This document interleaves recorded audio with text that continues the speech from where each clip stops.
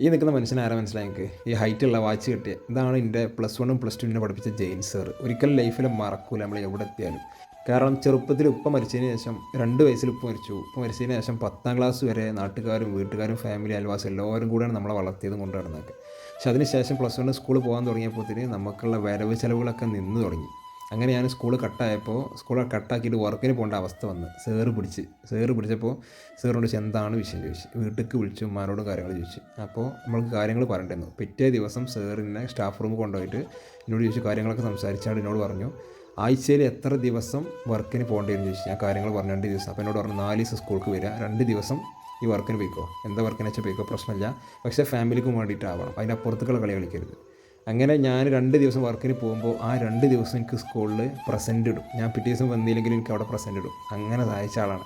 എന്തെങ്കിലും ബുദ്ധിമുട്ടുണ്ടെങ്കിൽ അറിയിച്ചുകൊണ്ട് ഈ ക്യാഷ് ചോദിക്കാൻ മറക്കരുത്, സ്വന്തമായിട്ട് കണ്ടാൽ മതി.